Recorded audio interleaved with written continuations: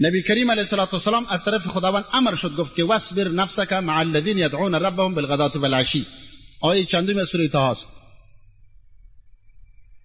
سوره کهف. واصبر نفسک مع الذین یدعون ربهم سوره کهف است. الله جل مجده گفت که صبر بده نفس خود را به همراه کسانانی که اونها سبا و بیگا پروردگارشان را یاد میکنن. با روایت تبرانی حدیث است، گفت نبی علیه السلام برآمد از خانه که من الله امر کرده باید بنشونم به همراه کسانانی که الله را یاد میکنن، که اونا کیا باشن. از یک مسجد به مسجد دیگری بالاخیر در یک مسجد رفت، دروازه بند بود، دق الباب کرد. میبینن که یک تعداد از صحابه کرام در ذکر خدا مصروف هستند، سرایشان برهنه شده و قمیصایشان دریده شده و پایها لوج هستند، به ذکر الله در جذب و جوش آمده، حالات سرشان آمده. آیه 28 از سوره کهف، واصبر نفسک مع الذین یدعون ربهم بالغداة والعشی یریدون وجهه، که رضای خدا را میخوان از ذکرشان.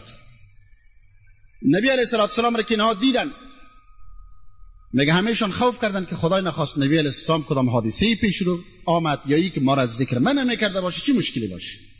نبی علیه السلام میگه گفت که الحمدلله الذی جعل فی امتی من امرت ان اصبر نفسی معهم.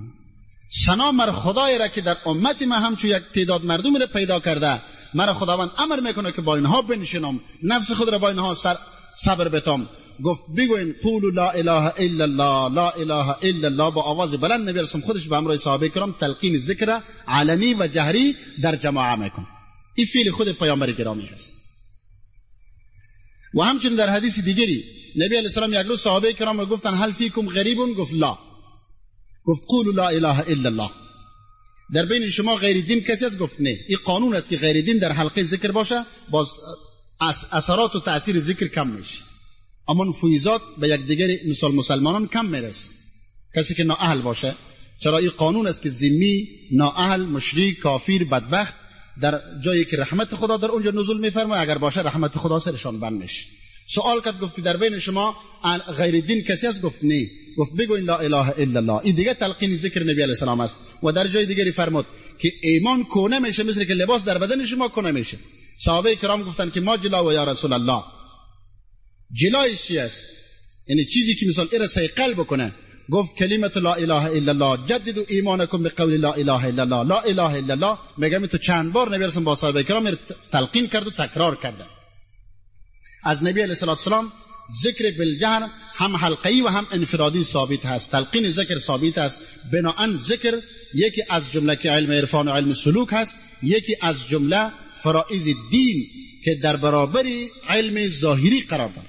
نبی علیه السلام دو بال داشت، بال شریعت و بال طریقت. طریقتش امین ذکر الله، به مثال به اطوار مختلف، به ادوار مختلف، به زمانهای مختلف که تا به این دم را 4 طریقه بزرگ شهرت دارد. از این فرض بسیار مردم محروم ماندن. حتی یک تعداد علمای کرام از این فرض محروم هستند. حتی از روی عناد یک تعداد منکرشون هستند، میگن نکردیم ذکر قبل از این، تلقین ذکر نکردیم و مثال میگه طریقت نکردیم، بعد از این هم نمیکنیم. به این انسان کافر میشه. بسیار تأسف به کار است میشه.